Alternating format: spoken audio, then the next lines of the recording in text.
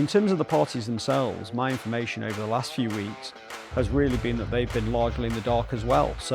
And that goes right to the very highest levels within the parties, from their legal teams all the way through to the people on the ground. So everybody's in the dark, be it the Premier League, be it Manchester City, or be it their respective lawyers. So we just have to wait. And if some of the people who I've heard from in terms of not knowing, if they don't know, then you can be sure that nobody knows.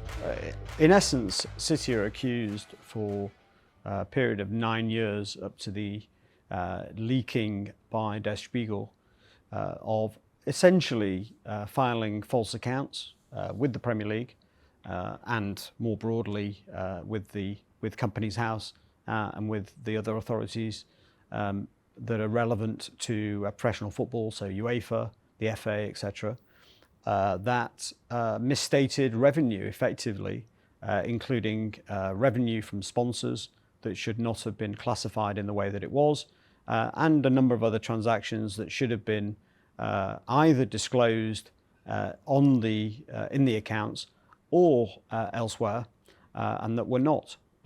So essentially, the core of the allegation appears to be, and we've never had full confirmation of exactly what is alleged beyond the statement made by the Premier League, but it appears to be an allegation of false accounting, which of course is a very serious allegation.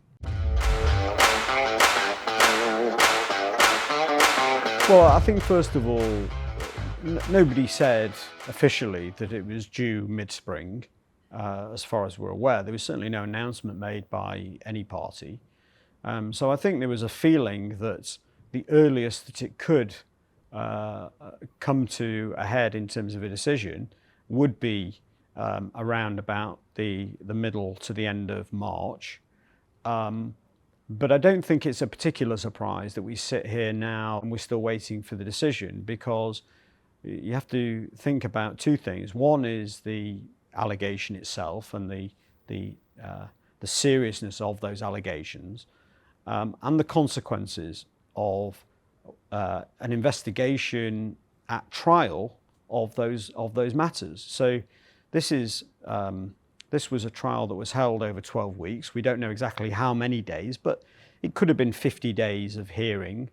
It would have been a hearing with probably maybe 20 days, 25 days of witness evidence, so of key witnesses being cross-examined and their credibility being assessed by the tribunal. You would have had, I think on both sides, between 7 and 8 barristers each, who would have then both made written openings and written closings in terms of describing their cases to the tribunal. So a huge amount of detail was gone through by the tribunal, and it's not therefore a surprise that when you add the seriousness of the allegations to the depth of the investigation that a tribunal would have heard, that it then takes many weeks for the decision to be made by the tribunal and then written up.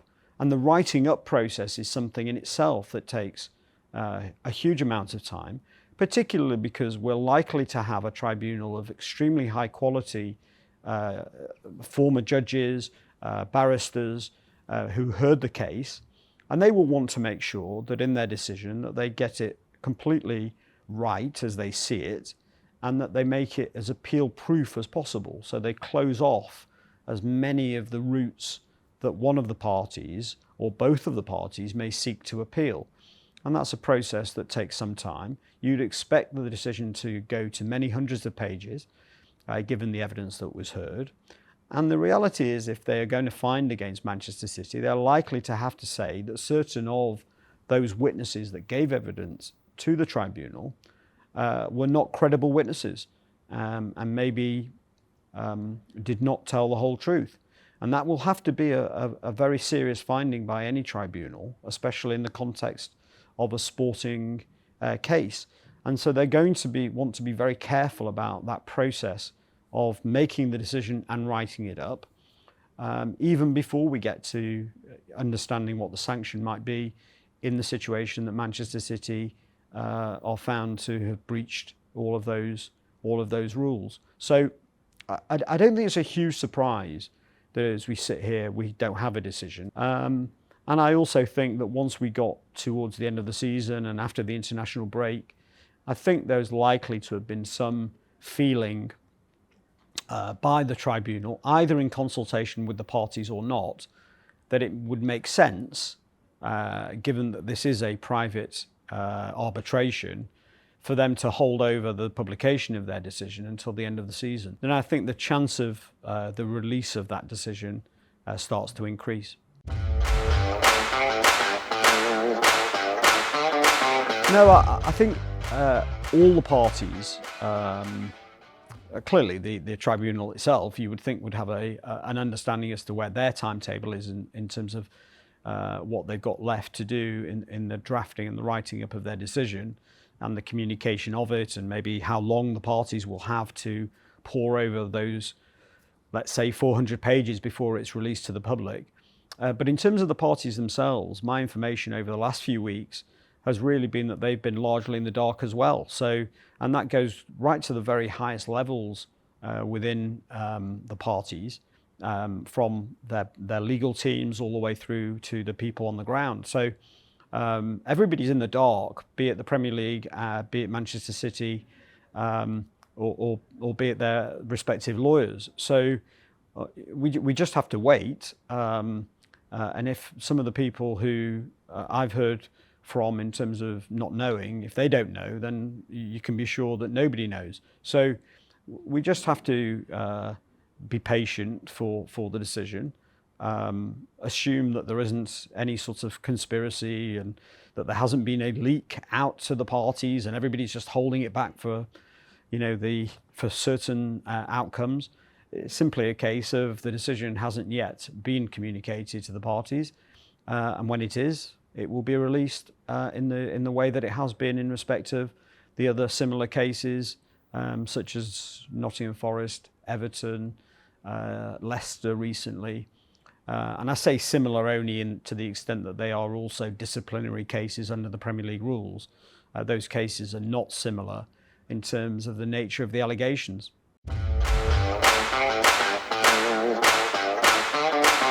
It's the nature of the allegations in terms of the leading to, firstly, a very long trial and a very long hearing, and also the fact that Manchester City have denied culpability for those breaches.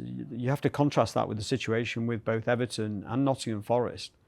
In those cases, the parties, the clubs, by the time that the hearing started, had admitted the breaches.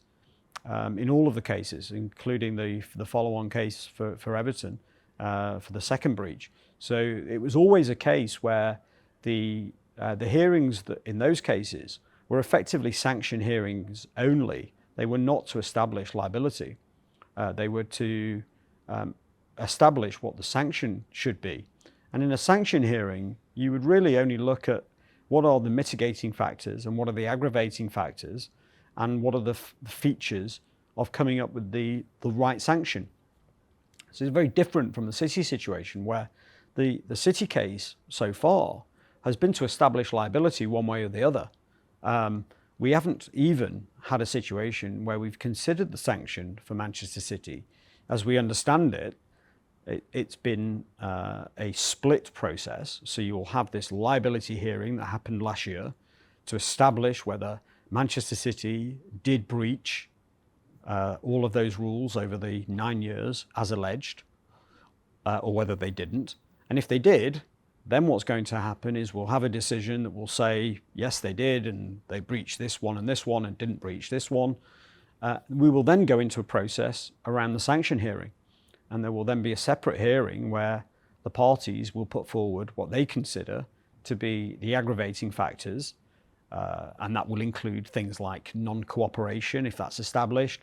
That will include the seriousness of the allegations and the fact that perhaps if there is a finding against Manchester City that dishonesty was involved. These sorts of things are the sorts of things that people consider aggravating factors.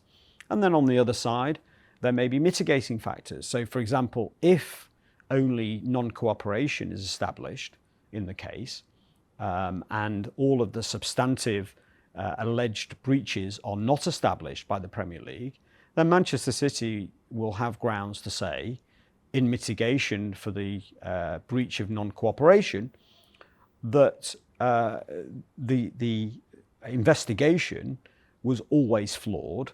They knew it was always flawed. It was investigating matters that shouldn't have been investigated, that the club has been under a cloud for some time, and therefore, by way of mitigation for their non-cooperation, all of the overall factors should be taken into account. And you would think that that would be relatively powerful in terms of mitigation if, for example, only non-cooperation is established. But we just have to see, first of all, how the sanction, how the substantive liability decision looks before we know what the sanction hearing looks like. But again, just to reinforce, it's different from Nottingham Forest and from the Everton situations because liability had been established. They had breached, and the clubs both admitted it.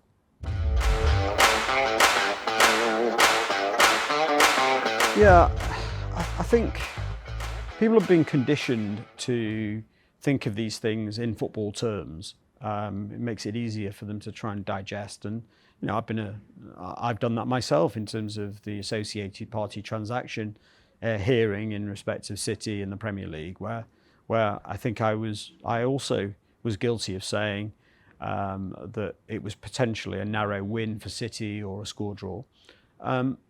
I think actually in many ways it will be harder for this one to be a score draw, as people sort of, in terms of how people mean it.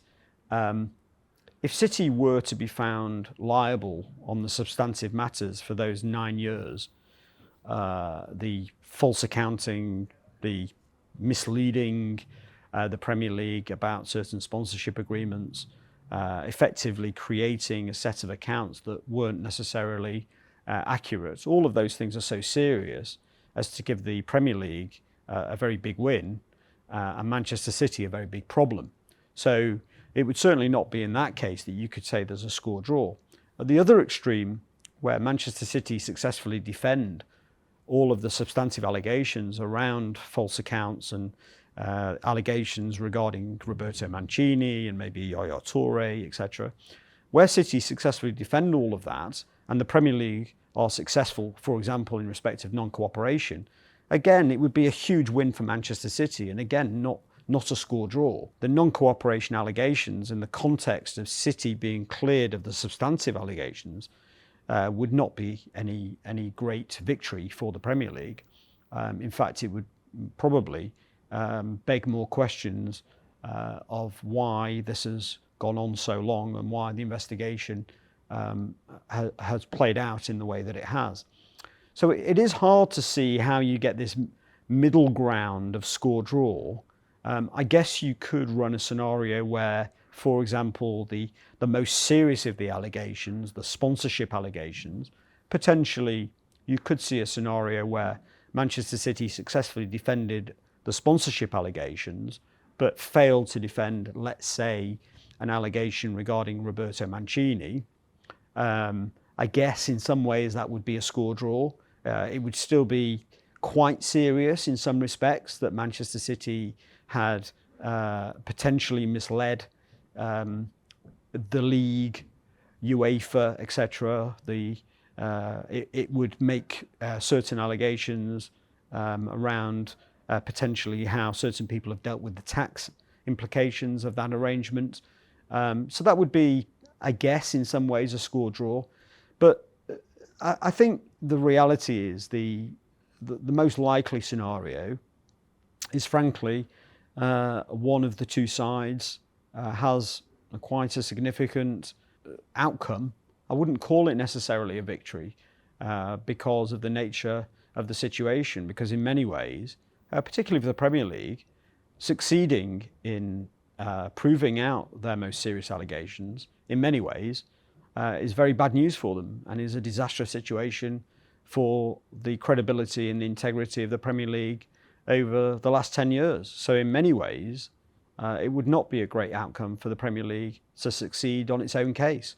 And that's always been one of the sort of contradictions of this situation right from the start. And that will be a challenge for the Premier League if they do prevail.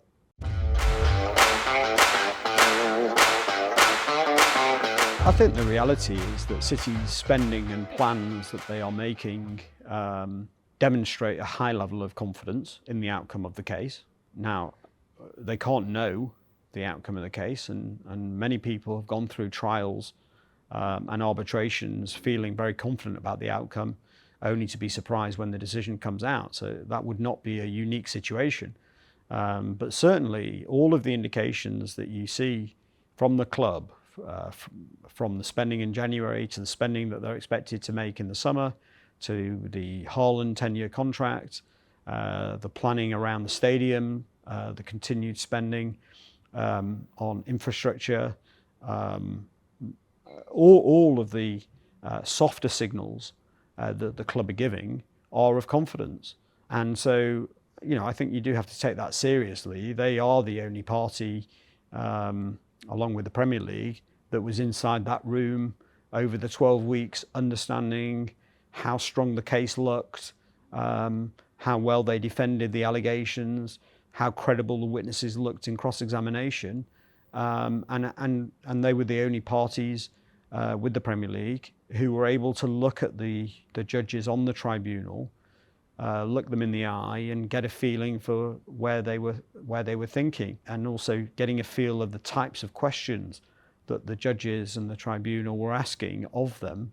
So there's no certainty in these legal processes, but certainly after 12 weeks, you would hope and expect the parties to have a feeling as to how something's gone, and to prepare accordingly. And I do think that if City lacked confidence in their case and the process and the hearing itself, that they would have dealt with January and the period since then in a different way, in a more cautious way, and they chose not to. So I do think that there are signs that City are confident, but as I say, you can never be certain in any legal process of prevailing, and City will be well aware of that, and will obviously eagerly await the decision, as we all do.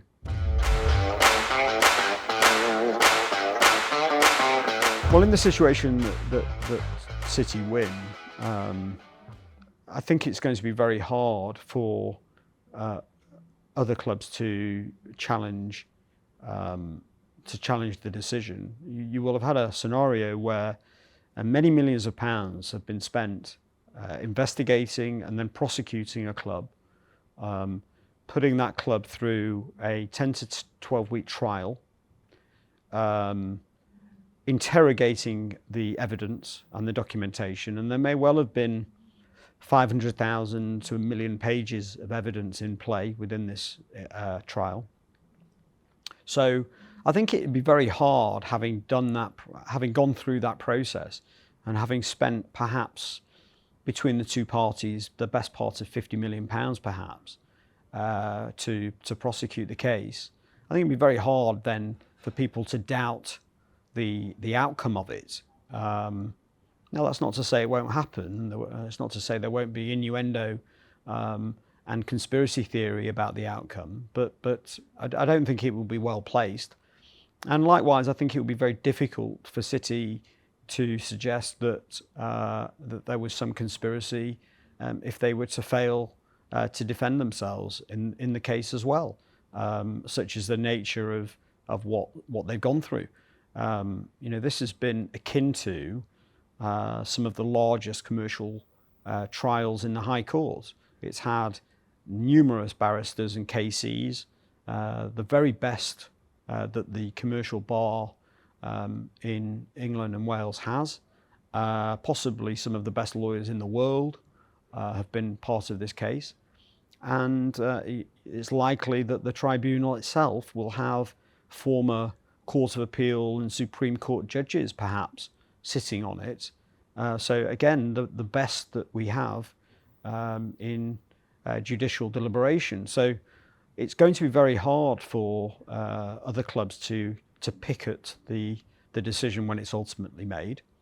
And as I say, likewise, City will try, I'm sure, if it goes against them, will try and appeal. But many of the key findings from this initial hearing will be set in stone, because there will only be one opportunity for the tribunal to hear all of the evidence, to hear all of the witnesses, and to hear all of the cross-examination. And the findings of fact that we get in that decision will be largely set in stone, regardless of how the process goes forward from there. So there is a lot to play for when that decision comes out. And it's also going to require people to actually read the decision and spend time going through what is actually written on the page, rather than what is reported or what is half reported by those people that take the time to actually read through every page of what might be a very lengthy document.